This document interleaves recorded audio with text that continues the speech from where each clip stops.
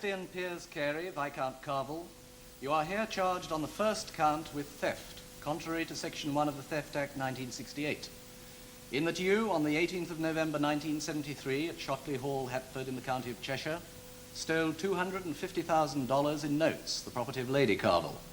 How do you plead, guilty or not guilty? Not guilty. Sebastian Piers Carey, Viscount Carville, you are here charged on the second count with theft, contrary to Section 1 of the Theft Act 1968, in that you, on the 18th of November 1973, at Shotley Hall, Hatford, in the county of Cheshire, did aid and abet, counsel, and procure persons unknown to steal $250,000 in notes, the property of Lady Carville. How do you plead, guilty or not guilty? Not guilty. Mr. Fry.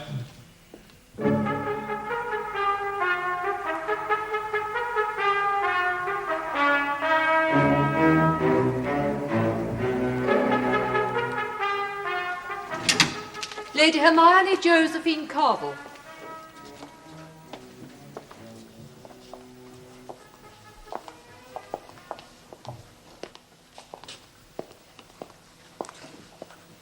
What is your religion?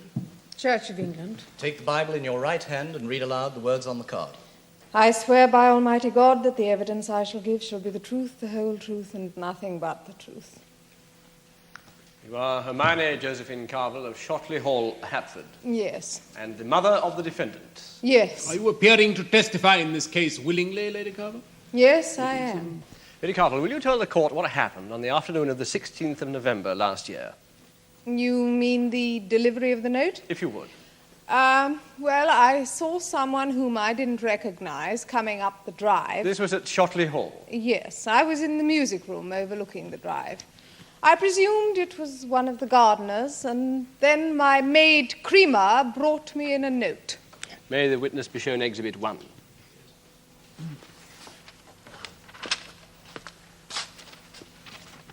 Is that the note, Lady Carville? Yes, it is. Lord, I think this might be an appropriate moment for the jury to examine it. Yes.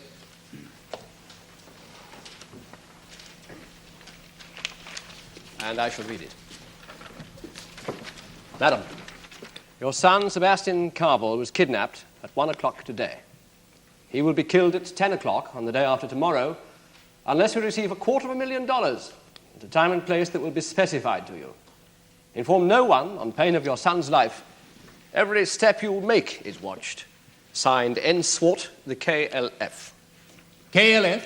The KwaZulu Liberation Front, my lord, a militant political organisation aimed at the elimination of white rule in South Africa. Ah, yes. This must have been a shock. A great shock. Were you alone at the time? Yes, I was. Did deception or anything of that nature ever occur to you, Lady Carville? I didn't follow you. Or did it occur to you that it might have been in the nature of a practical joke? On the part of my son? Yes. Well, no. I see. Thank you. Yes, Mr. Frank. Shortly after the delivery of this note, you received a telephone call, did you not? Yes. Was it to do with this kidnap? Yes, it was. Would you tell the court roughly what the caller said? Well, they wanted to be sure that I had received the note, that I understood it. They told me that my son was safe and that I must get the money. And then at the end of the call, he said, "I'm from Joburg myself." Did this mean anything to you? Well, yes, it did. My husband's family had a controlling interest in a gold mine outside Johannesburg up until the early 20s. I see. So this person knew something of your history. Well, evidently. Did it not occur to you in all this time to go to the police, Lady Carville? Well, no. I didn't want to put my son's life in danger. Could you not have telephoned? Well, I thought that if I did, the police would arrive and be seen. And also I had the extraordinary notion that, well, I've since been told this is quite impossible, that these people could have tapped my telephone. But you did go to the police eventually, did you not? Yes. After it was dark, I sent a note by my cook's son to Detective Inspector Grant, whom I had met on some previous occasion. I asked him on no account to come to the hall, but to meet me at my bank the following morning in London. I asked him to go alone and to arrive alone. Did you tell the bank manager that the police would be there? No, I just asked him to have the money ready. I wanted it in dollars, and I wanted it suitably packed. Before you set off for London, you received another telephone call from the kidnappers, did you not? Yes, I did. When was this? At 9 o'clock the following morning, they asked me if I wanted to speak to my son. Of course, I said I did. I heard my son's voice pleading with me for the money. He sounded very frightened. It was very humiliating. Now, Lady Carvel, was the quality of your son's voice the same as that of the other person that you spoke to? No, it was different. It was quieter, and it was metallic. I really can't think of a better word. Did you speak to him? Well, I was told very emphatically not to, but I tried to. I had to. To help him? Well, I asked him how he was, and... More than once? Well, yes, I kept repeating myself at least 3 times. Did he reply? No. Did he appear to pause and listen to what you were saying? No. His voice was one continuous stream. Yes. I should like at this point, my lord, to introduce Exhibit 2. This is a cassette of tape, magnetic recording tape, which is, as we heard earlier from Detective Inspector Grant, was found in the back of an abandoned car thought to have been used by the burglars in their flight. If my learned friend has no objections, I'd like to play this to the court now. No objections, madam. Very well, Mr. Fry. Lady Carvel, I'd like you to listen to this and then tell us whether it is similar to what you heard on the telephone on the morning of the 17th of November last. Mother, listen. They won't let me talk for long. These men are desperate. I don't know what they're asking, but give it to them. They're going to kill me. I know they're going to kill me. Help me, please.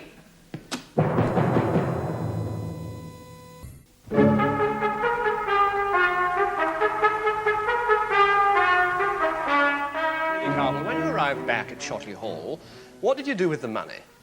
I went into the library and put it in the safe. It's disguised as part of the bookshelf. It's one of those really rather clever things. At what time was this? At 10 to 7.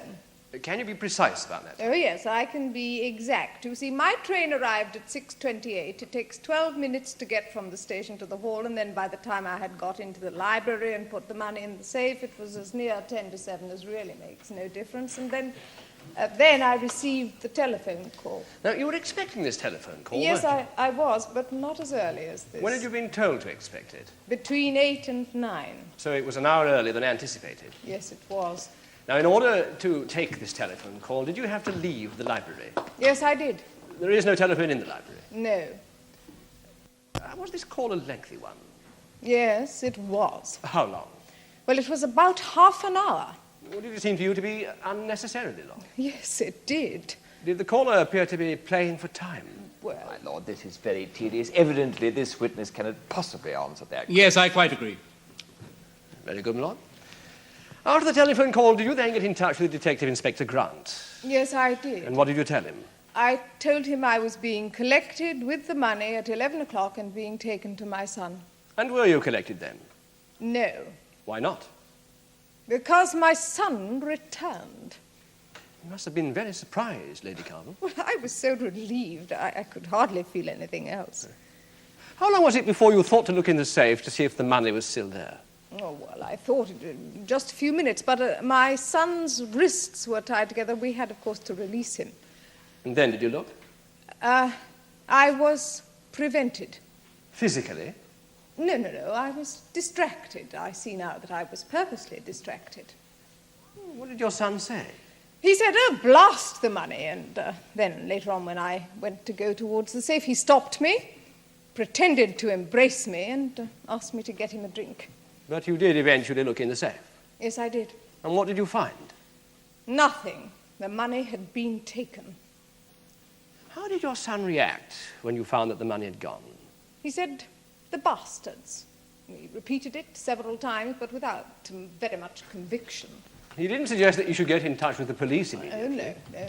And did you think to get in touch with the Detective Inspector Grant? Yes, but Sebastian, well, my son was very, very unwilling to do so. He said he didn't want the police crawling all over the house the first night he was back, and then I told him that they were outside and waiting.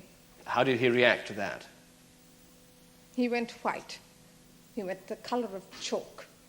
He said, out there, they're waiting out there. I have very rarely seen my son frightened, and never as frightened as this. Of course, I didn't understand it at the time. Did he calm down? Yes, I gave him another drink. What was he drinking, Lady Carvel? Whiskey and water. Was this normal for him? Oh, yes, yes. Lady Carvel, you've told us that your son was, that he returned at about 8 o'clock. Can you remember what he said to you when you first met? He said, "I'm back." How did he seem to you? Oh, well, he was excited, he was nervous, he kept looking at me, he kept watching me. He was watching me to see if I suspected anything. He kept looking into my face to see if I really believed him. Did he say anything else? Oh, dear. Oh, yes, he showed me a cut on his forehead. It was really nothing very serious at all, and this is very extraordinary because my son is impervious to pain. On his 21st birthday, he fractured 2 ribs while falling in a hunt, but insisted on continuing with the hunt. And here he was, wittering on about some trivial little scratch. So it was you who eventually got in touch with Detective Inspector Grant? Oh, yes. Lady Carvel, your son is a postgraduate student at Hove University, is he not? Yes, he is. Did you at any time during the last summer vacation have a conversation with him on the subject of money? Yes, I did. Did he want some money? Yes, he asked to have some money released from the family trust. How much did he ask for? Well, he wasn't awfully forthcoming at the time. It was something in the region of £50,000. £50,000? Did he say what he wanted it for? Yes, he said he wanted to finance a newspaper or a magazine. What sort of magazine? I really don't know, and he wouldn't give me any reasons. I was very anxious about it. I didn't like the sound of it, so I referred him to our family solicitor, Sir Geoffrey Tyrone, and said that if he thought it was advisable and fell within the provisions of the family trust, well, then all well and good. And there did you let the matter rest? Yes, I did. And your son never mentioned the subject again? No. I have no more questions, my lord. Thank you, Lady Carvel. Lady Carvel, I would like to clarify. I would like you to clarify for me 1 or 2 points regarding the internal arrangements of rooms at Shotley Hall. It is apparently in this case, and I don't think this will be disputed by the defense, that the thieves hid for some time in one of the attics. Yes. How many attics are there in Shotley Hall? Well, this was a disused attic. Some of them are used as storerooms, some of them as bedrooms for the servants. There are, in fact, 2 disused attics. I think it would be helpful in view of the many matters relating to the precise layout of rooms at Shotley Hall if plans could be made available for the court tomorrow. Oh, with pleasure, my lord. Thank you. Yes, proceed, Mr. Parsons. Lord. Lady Carver, it's a tragic sight to see a mother testifying against her one and only son. Yes. Well, Lady Carver, it is not part of the defence's case to dispute the fact that there was a kidnapping or that there was a robbery. If only we had the thieves here. If only, but there we haven't. And I'm sure you would have liked some of your money returned to you, but there it hasn't been. So we haven't got the thieves and we haven't got the money.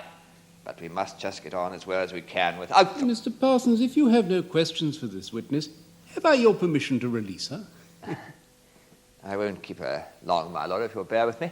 Lady Carver, you said continually during your testimony that you were alone in the house or the hall during your audio. Yes. It gave to your predicament an added poignancy. But was it not in fact the case that there were several servants in the house at the time? Yes. So you were not alone? Well, apart from the servants, I was alone. Oh. Well, how many servants have you, Lady Carver? House servants? Yes. 8. 8. 9, including the chauffeur. 9. And gardeners, how many gardeners? 2, and a boy. And a boy. And you have a groom? Yes? 1. Yes. And an estate manager? Yes. So, 2, 4, 9.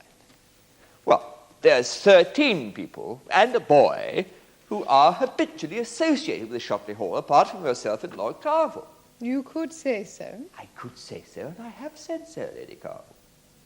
You see, a great deal has been made by the prosecution of the fact that the thieves appear to have known about the internal layout of the hall, and I'm rather concerned that the jury may have gained the impression that the only person who knew about the internal layout apart from yourself was Lord Carvel, but that isn't so, is it? Well, I hardly think the gardeners would be very familiar with the inside of the house. But might they not be familiar with one of the servants who was familiar with the internal layout? Yes. And do you not sometimes have guests in your house who are also familiar with the internal layout? Well, this line of questioning is taking a singularly tasteless and irrelevant turn. How my learned friend can think that insinuations against Lady Carvel's personal friends are relevant is beyond me. I'm merely trying to establish that there are many, many people familiar with the internal layout of Shotley Hall, and from whom information could have been obtained apart from Lord Carvel. My learned friend need not be so sensitive. Any suggestion of complicity with these people was far from the bounds of my intention. Yes, I think you have succeeded in making your point, Mr. Parsons. I'm sure that the jury will appreciate that Lady Carvel and her son were not the only people with knowledge of the house. Thank you, my lord. Now, Lady Carvel, your son returned, did he not, at about 8 o'clock? Yes. And you immediately suspected that he was implicated in this plot. Oh, no, not immediately. Oh. Have I misunderstood you? Well, I I'm mean, sorry. did you not say in your testimony that he was distracting you when you wanted to look in the safe? Oh, yes, he did. And you said that he pretended to embrace you. That's correct. And then asked for a drink to prevent you looking in the safe. Yes, that's right. Well, in the light of all this suspicious behavior, you surely must have suspected him. But not at the time. Lady Carvel, if these things were not suspicious at the time, how is it they have become so suspicious since? Well, in the light of other evidence, there were other things that made it... Other evidence. But Lady Carvel, you are on oath as to your evidence, and I suggest to you that at the time your son's behavior was not suspicious. I have said it wasn't. Precisely. And it was not suspicious because it was not suspicious. But it was. I realized it afterwards. Lady Carvel, you have told us that your son complained of a scratch in spite of the fact you know he's impervious to pain. You have told us in graphic details how that when you said the police were outside, he turned the colour of chalk. Now, Lady Carvel, I suggest to you that these things are either suspicious or they are not suspicious. They are not manifestations that become suspicious through the alchemy of time, surely. Surely. When everything else started falling into place, I realized how suspicious his behavior had been.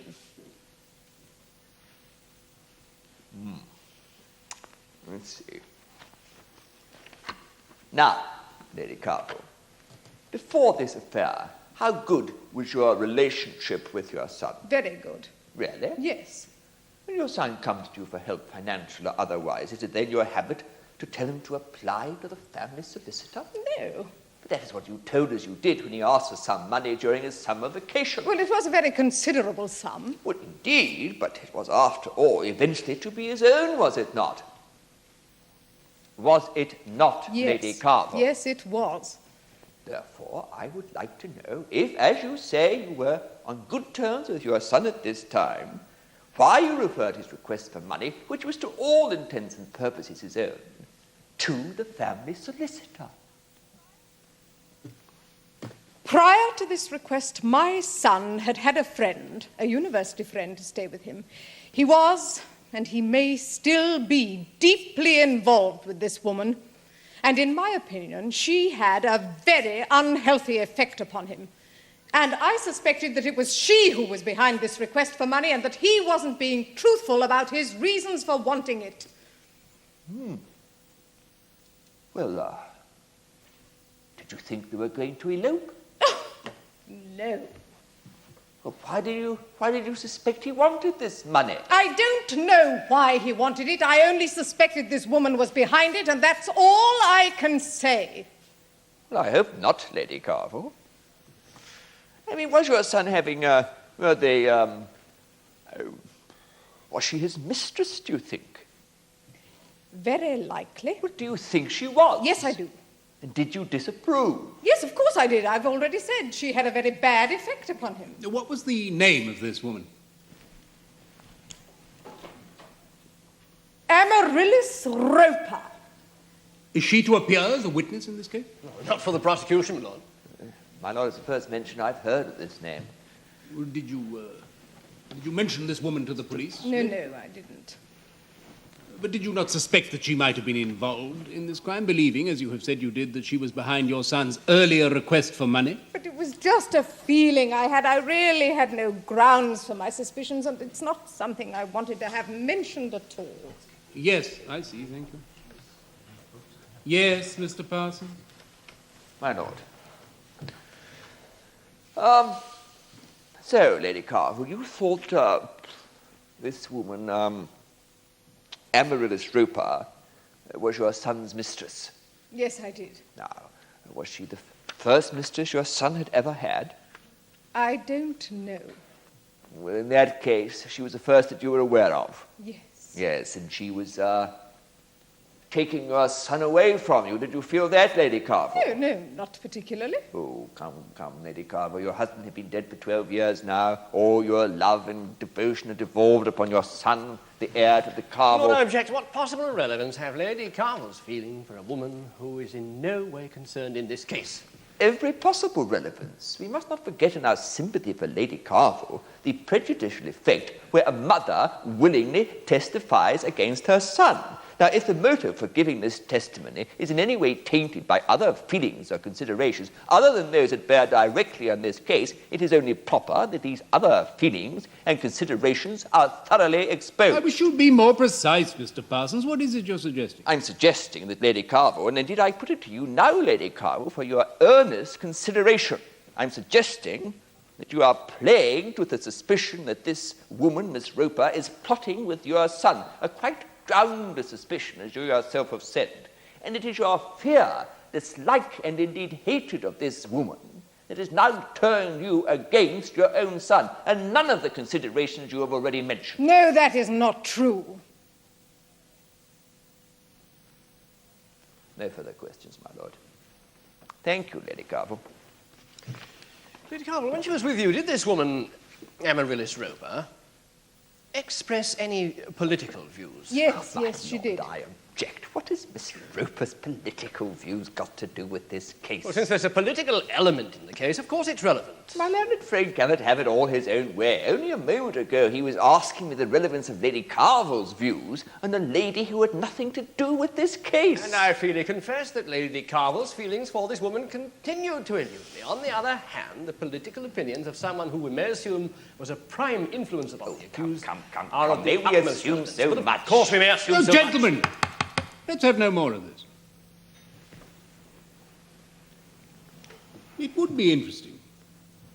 It might be relevant to know whether any mention of politics was made during Miss Roper's visit. I take it is Miss Roper? I believe so. Yes, well, there may be political aspects to this case, whether we like it or not. Now, as this is new evidence, I will allow you to cross-examine on it, Mr. Parsons, if you so wish. My lord. Yes, Mr. Frank? Thank you, my lord.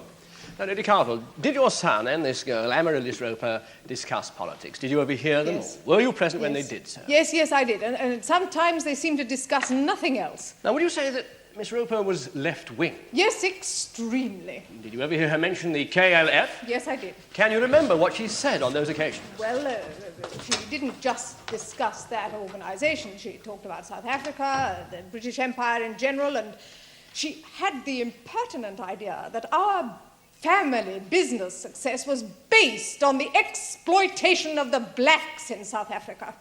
Yes? And she had the effrontery at dinner one evening to actually attack me about this.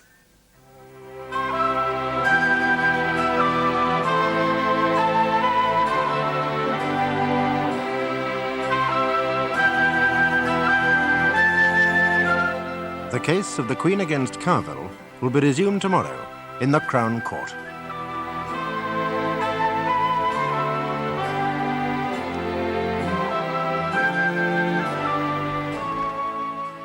Yesterday, in the Crown Court, Lady Hermione Carvel gave evidence about the theft from her safe of $250,000 in notes.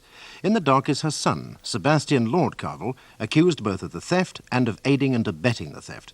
At yesterday's hearing, Defence Counsel Mr. Jeremy Parsons, QC, sought to prove that Lady Carville may have been biased against her son by her dislike of his mistress, Amaryllis Roper. Mr. Jonathan Fry, QC, for the prosecution, alleged, however, that Miss Roper may have influenced the accused to commit the theft for political reasons. He's now called a forensic scientist to the witness box to give expert opinion on evidence found at the scene of the crime. Mr. Justice Mitchener presides in the case of the Queen against Carville.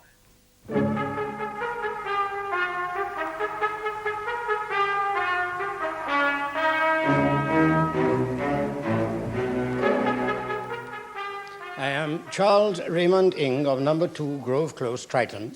I am director of the Trafalgar Police Laboratory. I have an honours degree in chemistry and 32 years' experience in the field in which I'm about to give evidence. Mr. Ing, a lot of your evidence, as I understand it, is not disputed by the defence in this case, but I know the court would be grateful if you'd take us through certain points, for clarification, if nothing else. So I'll believe that when I see it. Mr. Ing? I say I'll believe it's not disputed when I see it. Well, now, you were contacted by Detective Inspector Grant on the 19th of November, 1973, and asked to go to Shotley Hall, Hapford, to make a report, were you not? Yes. Yes. When you got there... Scenes of the crime, officer. Mr. Canning contacted me, actually, but that's correct. Yes, of course. Now, would you describe what you found on the inside of the house? Lord, in response to your request, the prosecution have now produced a plan of the relevant parts of the house, which is an agreed document. Yes, I have it here. Could the witness be shown the plan, please? Sure.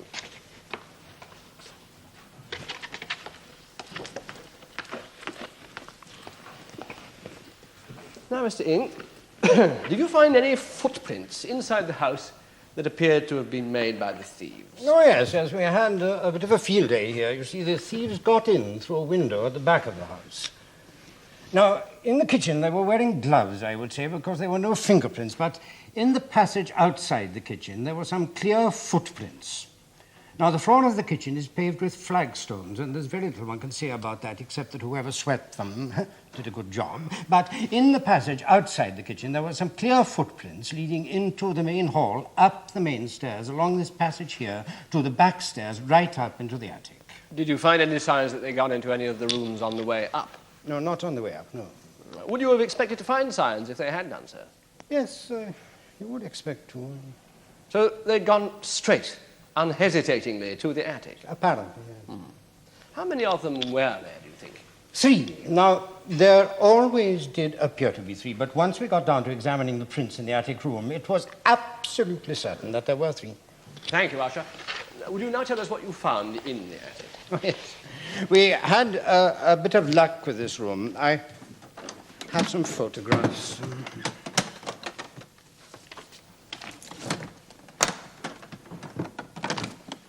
I believe you have copies. Yes. Now, here we have prints A and B. Bare boards, you see. Bare boards. The rooms are very seldom entered, so there's a thin layer of fine dust over the whole thing, you see. And really some very fine prints. These were taken by my colleague. Not police photographs? Oh, no, they were taken by my colleague. Taken from the vertical and the oblique. You see the angles from which they're taken. Now, then we have prints C and D, a pair left and right, probably plimsolls. You see a mark left by what appears to be a drawing pin in this one. And then we have prints E and F, a third pair, not quite as good, clear here, but as far as one can see, a pair, not as good as the plimsolls, far more wear. You see the plimsolls, probably almost new. And then finally we have prints G and H, a third pair, very clear indeed, excellent prints, probably tennis shoes. Would the jury... Could the jury be shown copies, please? Yes. These will be Exhibit 5. Yes. Lord.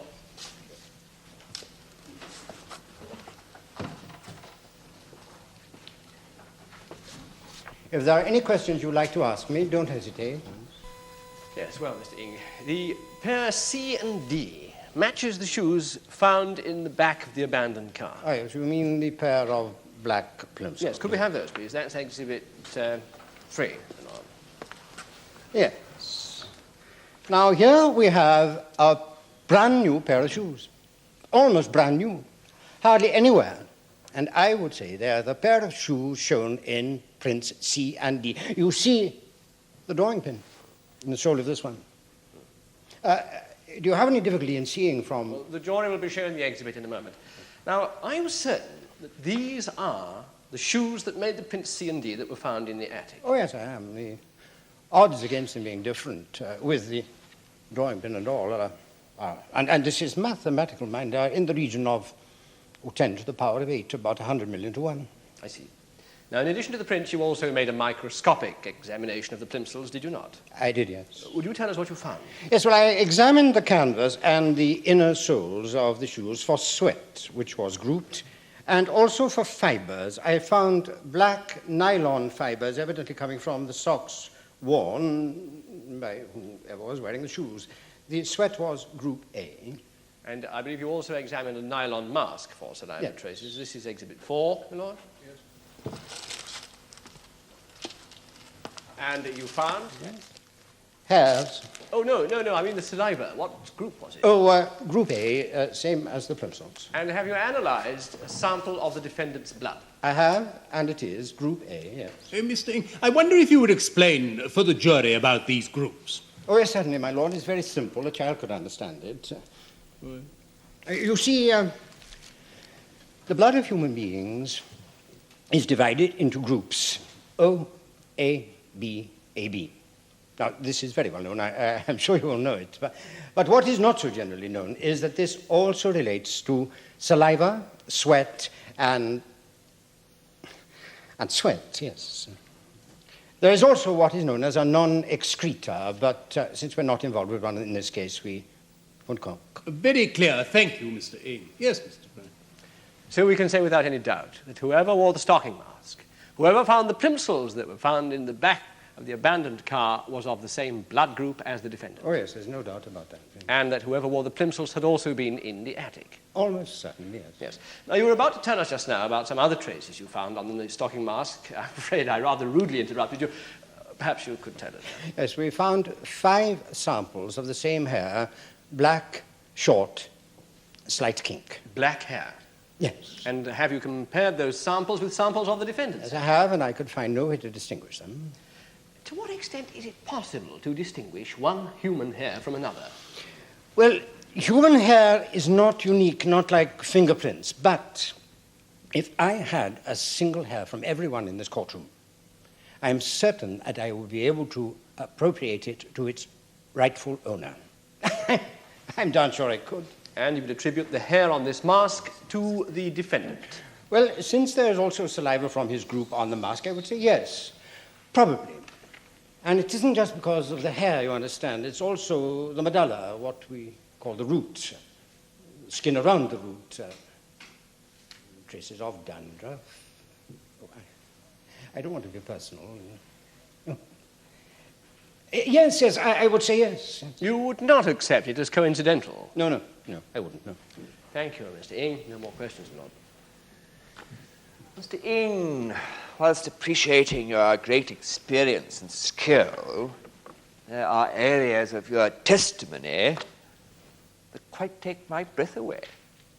If you look around this courtroom and you say you could confidently attribute a hair to its rightful owner, but there are only, 30 or 40 people in this courtroom, Mr. Ing. There are 64 million people in the United Kingdom. Would you be quite so happy with such a large sample? No, I see all that.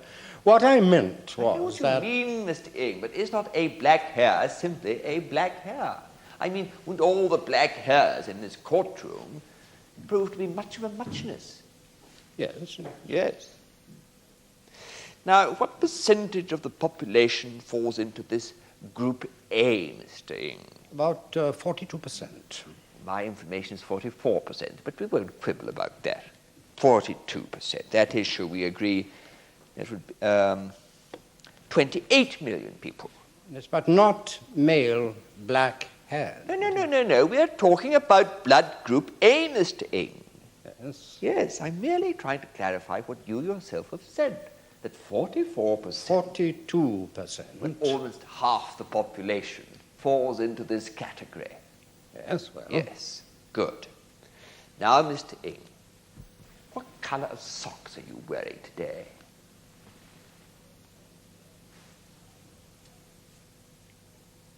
Black.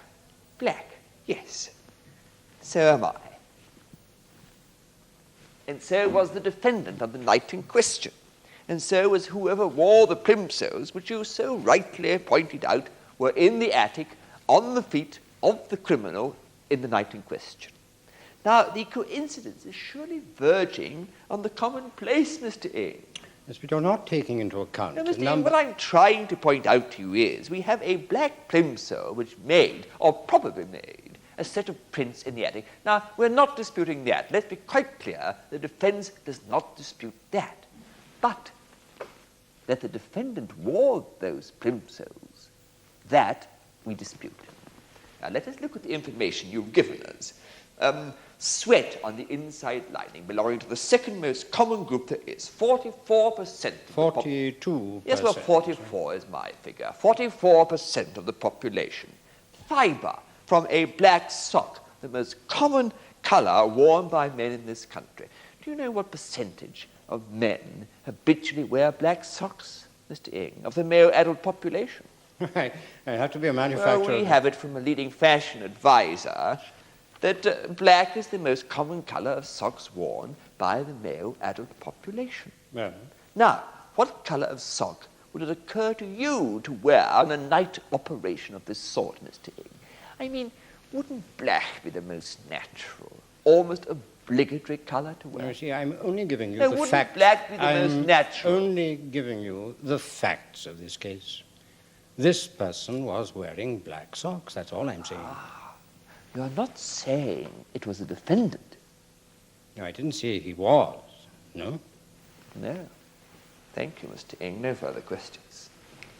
Mr. Ing, my learned friend has ingeniously taken each individual part of your evidence and belittled it. To do so, however, is to misunderstand the nature of the evidence, which is cumulative, is it not? Precisely. You see, it's like this. When I do my football pools, I usually get one draw. Occasionally I get 2 draws. And very rarely I get 3 draws. Now, if I could get 8 draws, I wouldn't be standing in this witness box giving testimony, because I'd have retired long since.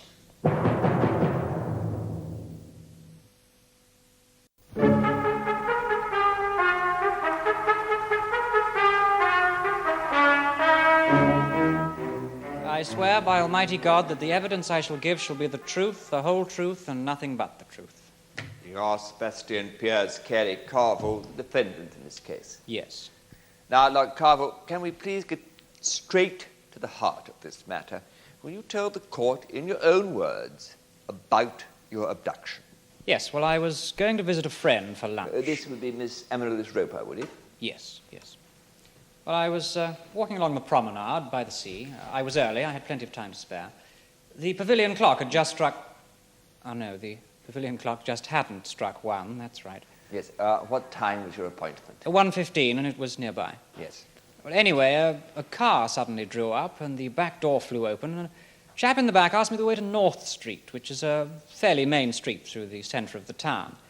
Anyway, I leant down so that I could see him, and I was talking, and... well, all of a sudden, what seemed like a passer-by pushed me from behind.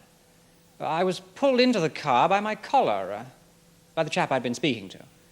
Then I was pushed again from behind and hauled down into the seat. He had hold of my forearm. It was very quick. Anyway, he then slammed the door, and we drove off. Yes. It was very, very quick. Did you strike him? Well, no, I didn't. The 2 men in the back both had guns. They were holding them against my ribs. Were you frightened? Yes, I was. Yes. Were there any other men in the car? Yes, there were 2 others in the front, but they didn't say anything. Yes. And where were you taken? I've got to admit I didn't take all that much in. Let me see now. Well, we drove out of the town, and then along a sort of country road. There was a sapling wood on one side, and well, on the other we drove into a field where there was a van waiting. Yes. Were there other men waiting there? Yes, there were 2 other men. One of them opened the gate. It was a steel tube type gate. He thumped the roof of the car as we drove in. You know why? Some sort of welcome, I suppose. Yes, I see. Now, before getting out of the car, did they do anything? Yes, they put a sack over my head. Men in the back did this. I didn't see the faces of the men in the front at all, although I did see the driver's eyes in the rearview mirror. It seemed to make him very nervous. He told me to sit further down in my seat. Yes, so having had this hood put over your head, you were then transferred from the car to the back of the van. Yes. Well, then they really did go to town. They tied my wrists and they tied my ankles, and then they tied me to the van. Yes, I see. Now, for how long were you traveling in the van? Very difficult to say. Well, could you say approximately? Not an awful lot of point, really, but, if I could just think what type of road we were on. Well, I do remember there was a very long, smooth bit after the country road, almost as if it might have been a motorway. Or a very good road and then a motorway.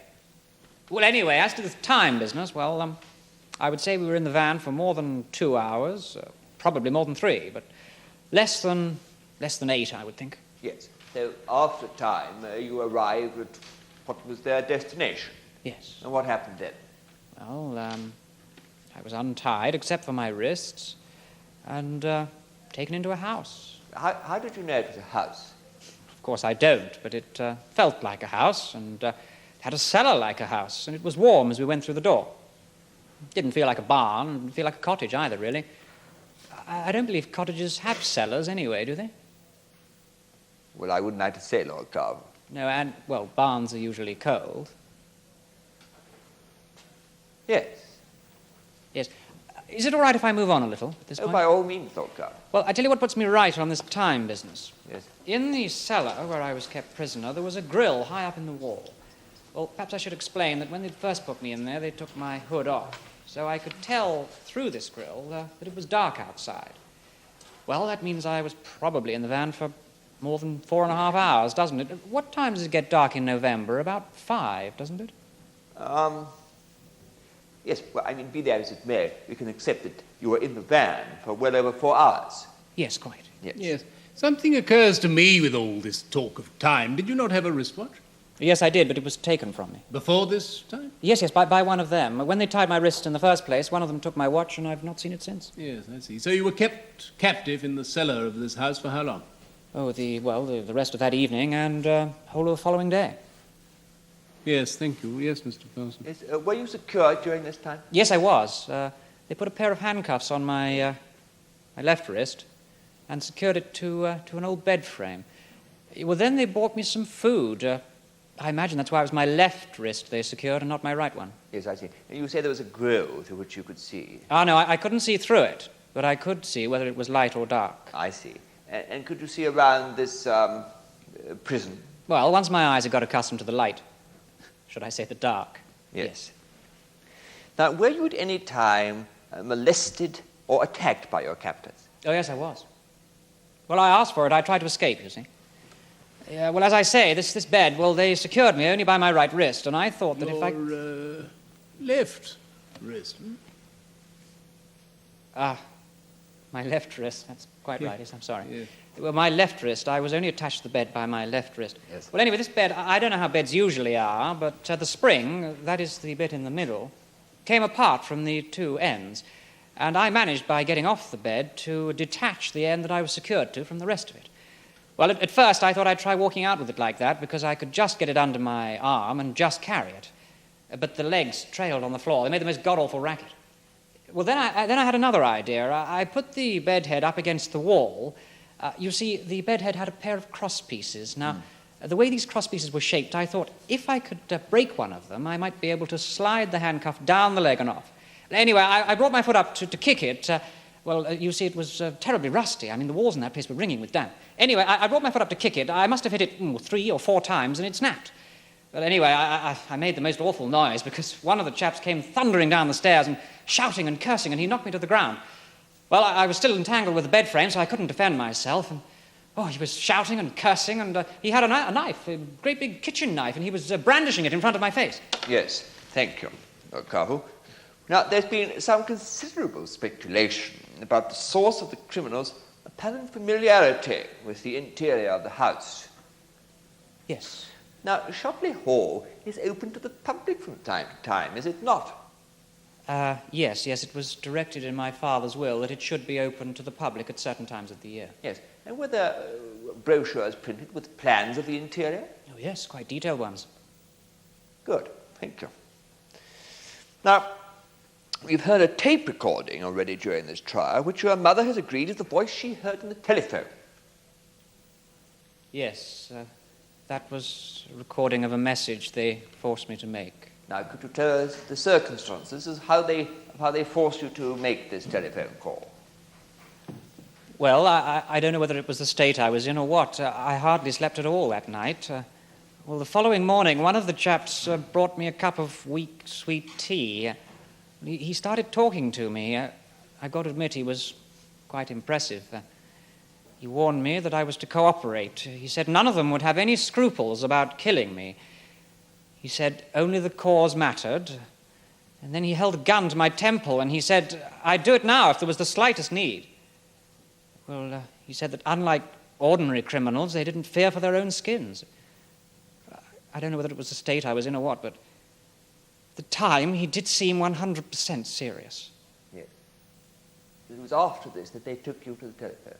Yes, it was, yes. They told me that I was to talk to my mother, that my safety, my life depended on it, depended on her, and that I was to make her realize that.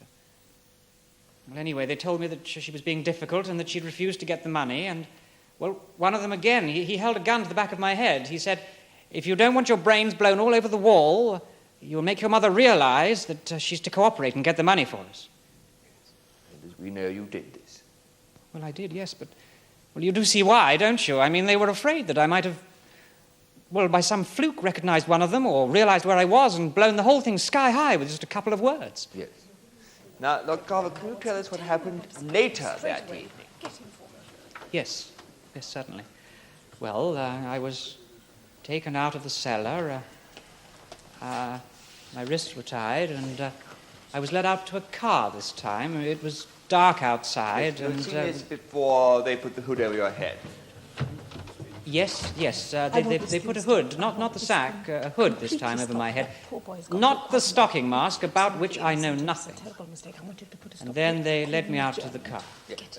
Were you in the back of this car? Yes, the same as before, except that I wasn't tied. Yes. Anyway, as I say, we drove for 1 or 2 hours, I suppose. When you say you weren't tied, do you mean your hands weren't tied or your feet weren't tied? Yes, I'm sorry, yes. I meant my wrists were tied. Yes. Just my wrists were tied. Anyway, we traveled in the car for 1 or 2 hours, I suppose, very fast over winding roads. And then at the end of the journey, we crawled for what seemed like an eternity, but I imagine it was only about 20 minutes, over what had later turned out were fields. Terribly bumpy. Yes. What happened at the end of the journey? Then I was hauled out of the car and dragged for some distance across a field and thrown into a ditch. Well, I didn't dare move. Then after a while, I started to think, because it was so quiet, you see. And, I managed to clamber out of the ditch, and I struggled with the hood and managed to get it off my head. And, nothing. They'd all gone and left me. It was then I realized that I was in a ditch at the bottom of the field to the east of the house. And you were free? Yes, absolutely. It was all over. Well. But in fact, even greater ordeal in shape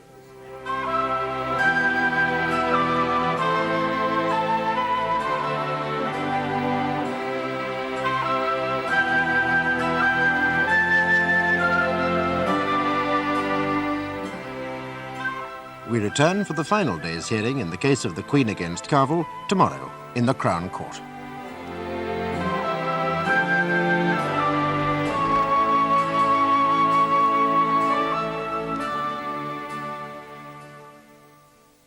In the case of the Queen against Carville before Mr. Justice Mitchener, the Crown alleges that Lord Sebastian Carville faked his own kidnapping with a view to the theft and aiding and abetting the theft of the ransom money from his mother, Lady Carville. In the course of his examination yesterday by Mr. Jeremy Parsons, QC, Lord Carville asserted that the kidnapping was genuine, and Mr. Jonathan Fry, QC, for the prosecution, is now about to cross-examine him. The defence are to call an additional witness, Miss Amaryllis Roper. Miss Roper was the accused's mistress, and it has been alleged that her political views may well have helped to alienate Lady Carville from her son.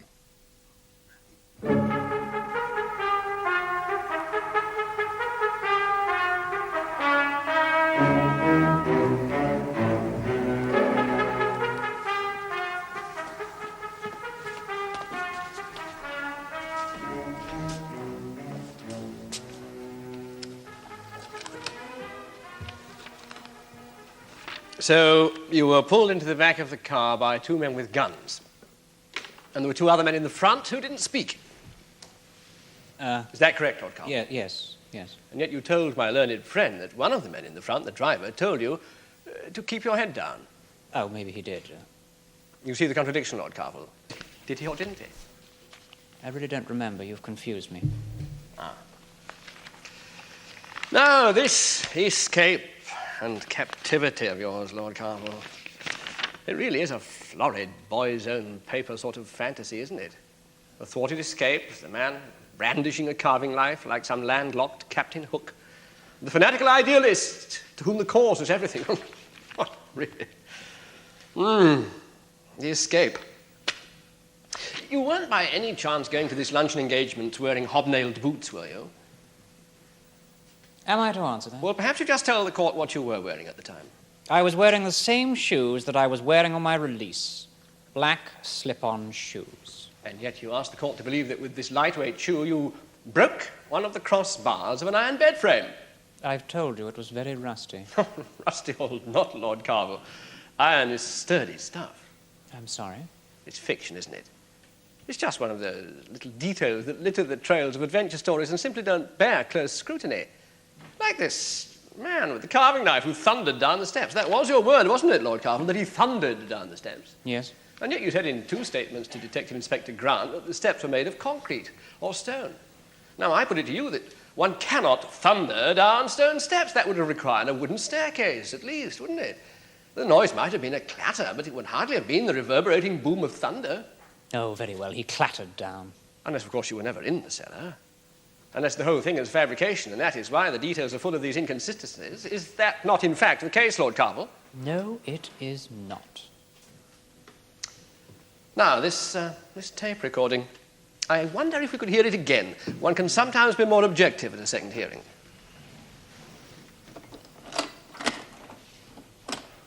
Mother, listen. They won't let me talk for long. These men are desperate. I don't know what they're asking, but give it to them. They're going to kill me. I know they're going to kill me. Help me, please. I wonder if we could hear it again. Mother, listen. They won't let me talk for long. These men are desperate. I don't know what they're asking, but give it to them. They're going to kill me. I know they're going to kill me. Help me, please. If you could bear with me, my lord, I would like to hear it once again. Mr. Fryer.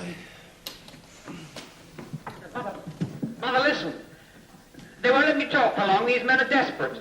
I don't know what they're asking, but give it to them. They're going to kill me. I know they're going to kill me. Help me, please. You notice the inflection on kill me? I wonder if you could hear it just once again. Mother, listen. They won't let me talk for long. These men are desperate. I don't know what they're asking, but give it to them. They're going to kill me. I know they're going to kill me. Help me, please. Well, there we are. I suggest to you, Lord Carville, that this recording is one that you willingly made for your accomplices in this crime, because you knew that at the time that it would be needed, you would be in the attic of your own home and therefore out of reach of the telephone. I thought I had been Is it not the fact that you wanted your accomplices to use this recording to provide you with an alibi? No. To prove that you couldn't be in the attic at the time that you were in the attic? I thought It's only the discovery of that recording that has made your story and your alibi useless. I thought I had been speaking to my mother. Lord Carville, there was some building work on the kitchens of Shotley Hall in April and May of last year, was there not? Yes? And your estate manager told you, did he not, that one of the windows would have to be wired into the existing burglar alarm system? I believe he did. I'm not too sure on the details. But this wasn't done. Apparently not. Did you know that, Lord Carvel? No, I was under the impression that it had been done. We know that 3 people entered the house by this kitchen window. Were you one of them, Lord Carvel? No. If you had been, one of your prime considerations would have been that should you be discovered and have to retreat, you must not be recognized. Now, unless you had an accomplice who was also known at Shotley Hall, this would really only have applied to you, wouldn't it? So what would have been more sensible than for you to wear a mask? Could Exhibit 4 be held up, please? A stocking mask like that one. Have you seen that mask before, Lord Carvel? No? It bears traces of hair similar to your own. Have you not, in fact, worn it? No. Absolute pack of lies. Shh. We know that the criminals went straight from the kitchen window to the attic. They didn't have to look. They knew where to go. They didn't take a single wrong turn. It is surely inconceivable that they should have found their way so deftly. Well, they did. They did indeed, Lord Carvel. Because you were there to guide them. No. From the kitchen window to the attic. No. And I suggest to you that at 7 o'clock that evening, when the telephone rang, you knew it was the signal. You knew that your mother would have to go out of the library where the safe was in order to answer it. No. And I suggest to you that at that time, when she was at her most distressed, trying to raise money as she thought to save your life, you crept out of your hiding place with your accomplices and stole her money. No. The jury will decide, Lord Carvel. Whatever the jury decides, that is not what happened. Nevertheless, the jury will decide. Are you still on good terms with Miss Amaryllis Roper? Yes. And yet we haven't seen her at this trial, have we? No. Oh, well, perhaps she's been on holiday. In Africa, perhaps. I don't think so. At all events, she was not at the trial at the beginning, but I'm now given to understand that she's being called as a witness by the defense. Ah, well, perhaps your feeling for her was stronger than hers for you. There was no reason why she should have been here. She has nothing whatever to do with this affair. Well, she supported the KLF, didn't she? I believe she has some sympathies, yes. And was there not a motion in the Hove University Union attacking the imperialist interests of British industry in South Africa and the exploitation of the black proletariat? And was that motion not proposed by the president of the union, Miss Amaryllis Roper? Oh, no, it wasn't. You astound me, Lord Carvel. The speech I take it you are referring to I know the speech is which I'm referring to, and I have a report of that meeting here. I shall read you some extracts from that speech, as reported here, and perhaps you will see if you can recognize them. After a diatribe in which she says that British firms in South Africa and throughout the Third World are relics of British imperialism, and in which she refers to the Carvel family as the Carvel spider, she goes on to say, and that is why it is the duty of every principled person to say yes to the KLF and no to British neo-imperialism in Africa. Socialist slut.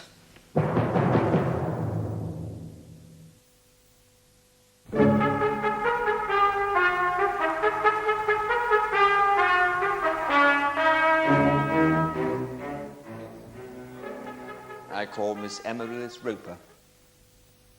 Sebastian Carvel is not only the heir to the enormous Carvel International Corporation, to factories, sweatshops and plantations worldwide, but also to one of the most hated and despised names in Black Africa.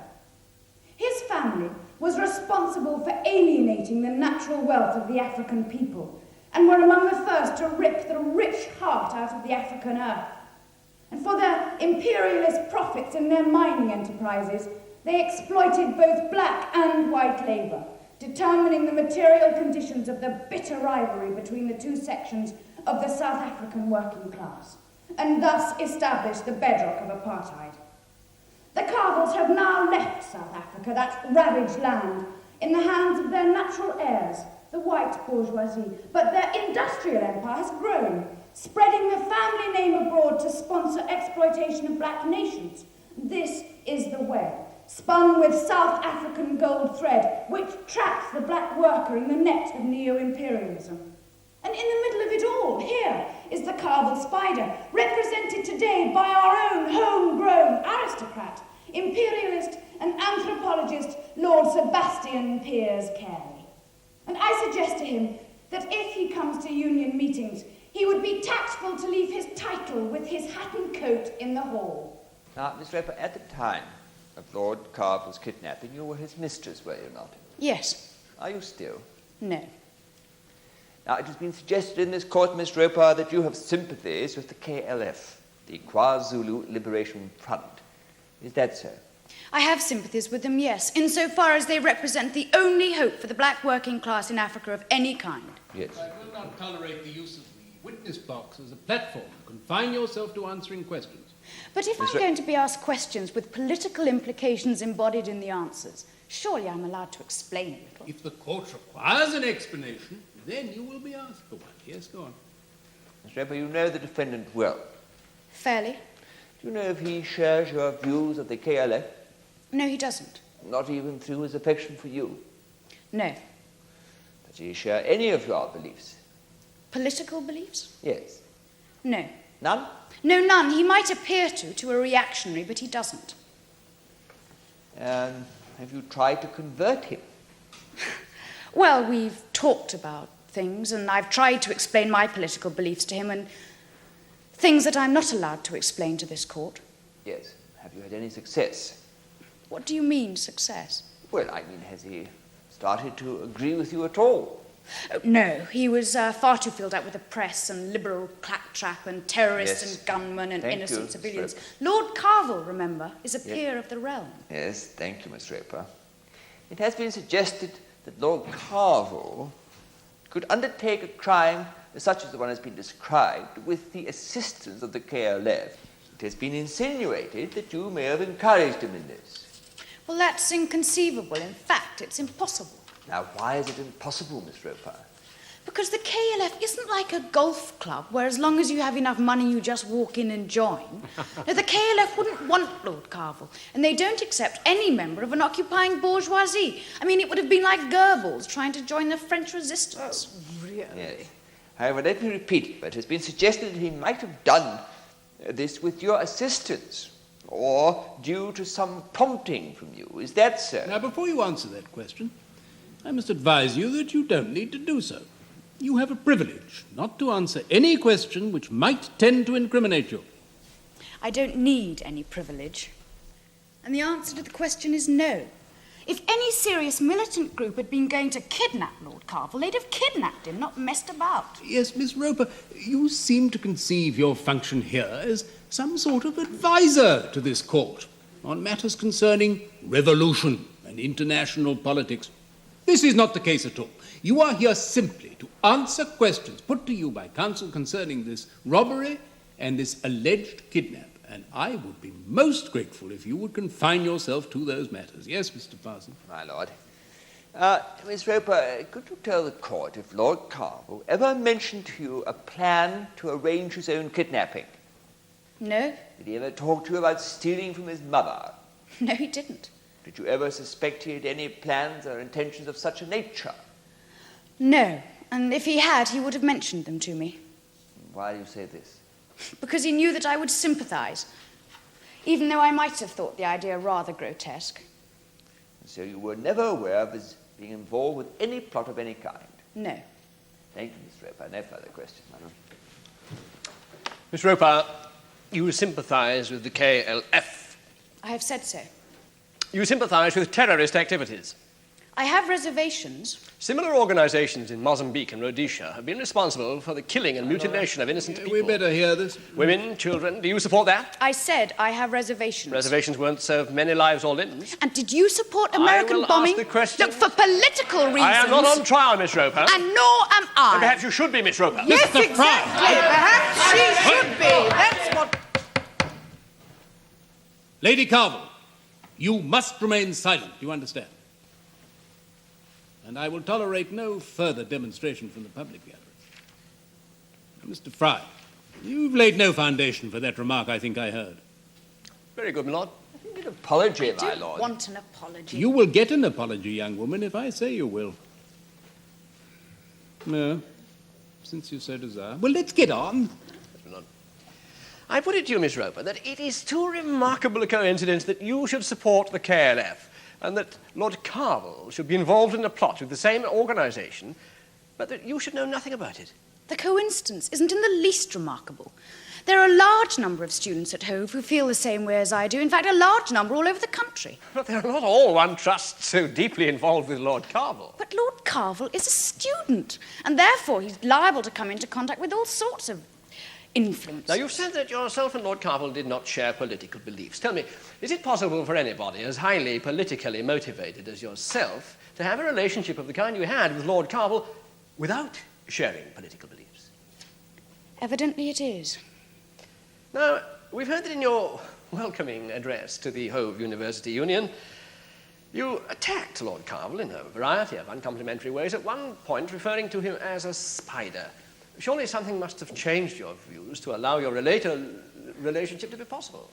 I refer to the business network all over the world controlled by the Carvel family as the Carvel Web. I did not refer to Lord Carvel as Spider. Now, forgive me, Miss Roper. And in the middle of it, Spider Carvel waiting to... That was the whole Carvel family. The large number of controlling corporations... Right, thank you. You've answered my question, Miss Roper. And you'd have the joy to believe that you were prepared to enter that web without first taming the spider. I don't know what you mean.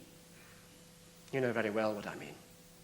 You want the jury to believe that you were Lord Carvel's mistress, but that you did nothing that successfully changed his views. Our relationship was not a political one. Are you still Lord Carvel's mistress? No. Are you still on cordial terms? Yes. And yet you haven't attended his trial until today? No. Why not? I have a job. When did you terminate your relationship with Lord Carvel? After I visited his home last summer. Really? Why was that? Because it sickened me. I find it humiliating to be waited on by servants, and I felt such contempt and disgust. Surely you knew something of the background that Lord Carvel came from.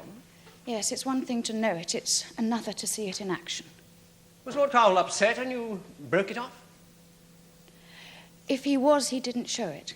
You know, this is most intriguing, Miss Roper. If you did, in fact, break off that relationship by that time, how is it that on the day that Lord Carvel claims to have been kidnapped, he was on his way to meet you? Well, we were still friendly. Oh, how often did you meet after you had broken it off? Not often. Well, how often? Once a week, once a month? Well, there was no regularity once or twice. Yet on this day of all days, and at this time of day of all times, he was going to meet you. What a coincidence. I put it to you, Miss Roper, that you were behind this entire plot. When you were down at Shotty Hall in the summer, was not that the ideal time to mention it to him? It would have been, but I didn't. Did you not remind Lord Carvel of his moral obligation to the oppressed black proletariat? No. Did you not act as liaison between Lord Carvel and the KLF, an organisation which, as you yourself have said, he would otherwise have found it very difficult to contact? If they had kidnapped him, they would have done it properly. Miss Roper, I put it to you that you are the most significant factor in this case. And the part you have played in it is yet to be fully appreciated. No more questions, my lord. Parsons? That concludes the case, the defence, my lord. Very well. As counsel for the defence has concluded his case, you may leave the court.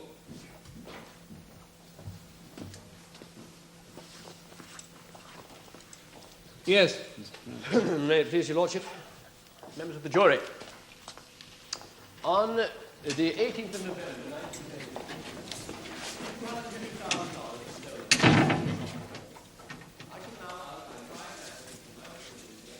the police took from an abandoned car a tape recording of Lord Carvel's voice, a stocking mask, and a pair of plimsolls that matched prints found in this attic.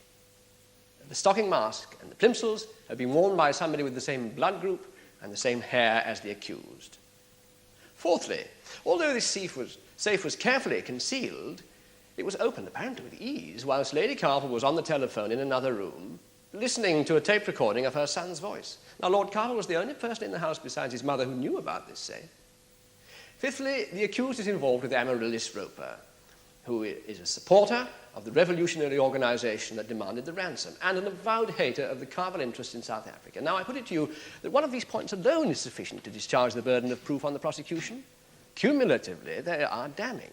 Members of the jury, I submit that the evidence points inexorably to a verdict of guilty, and I ask you to bring in that verdict. May it please your lordship, members of the jury, I'm not going to waste much of my time or of yours in discussing my learned friend's 5 damning points. The evidence contained in them is all circumstantial. I mean, we all know that there were many, many people familiar with the interior of Shotley Hall apart from Lord Carville. And it is laughable to suggest that by hiding a safe behind a row of false books that you render it burglar-proof. Any experienced criminal can seek out and find such a place without the aid of Lord Carville. And we heard Mr. Ing go on and on about his sweat groups and his hairs, which added up to absolutely nothing. Nothing in his forensic evidence connected the defendant with any of the exhibited articles. I'm sure all these points are as familiar to you as they are to me, but what worries me much more in this case is the behavior of Lady Carville. Now, Lady Carville believed her son had been kidnapped. She went to the bank and got the money. When he telephoned her, she believed that he was in a state of terror. And when he returned to her, she was greatly relieved. But, ladies and gentlemen of the jury, you have watched Lady Carville stand in that witness box and testify against her son. Now, what has changed her? Who has changed her? Was it the police? Remember, she is the only non-expert witness called by them, and without her they have no case. Or was it her growing hatred of Miss Roper? Was it an idea to get revenge against her and her son, whose affections were more and more being directed towards Miss Roper? Whatever the reason, I believe that Lady Carville was the only reason that this case has been brought against her son. Ladies and gentlemen of the jury, I suggest to you that the prosecution has offered no proof, never mind proof beyond all reasonable doubt, in either of these charges, and I am confident you will return a verdict of not guilty. Thank you. Members of the jury, as I'm sure you know, a person is guilty of theft if he dishonestly appropriates property belonging to another, with the intention of permanently depriving the other of it. Now, you may think there is no doubt that a theft was committed, and the only question is whether or not the accused was party to that theft. And here you must ask yourselves whether the accused played a willing role in a faked kidnapping. For if he did, then you must remember that it is an offence to aid and abet an offence, as it is to give active assistance or encouragement at the time of the offence. Remember, the prosecution must prove their case beyond all reasonable doubt, and if you have a reasonable doubt, then your verdict must be not guilty. Remember to consider each count separately. You must ask yourselves whether the accused is guilty of theft, whether he is guilty of aiding and abetting a theft by persons unknown, or whether he is not guilty of any crime at all. Now, I would ask you to retire and to consider your verdicts. All stand.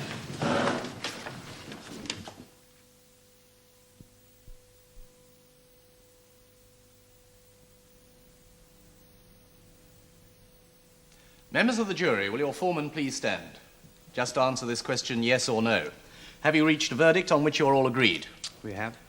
On the first count, do you find the defendant, Sebastian Piers Carey Carville, guilty or not guilty?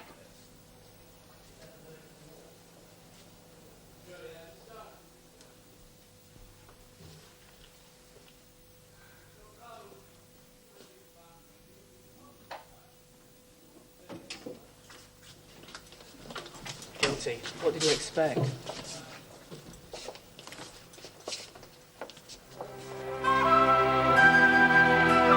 Lord Carville was found guilty on the charge of theft and was sentenced to 5 years imprisonment.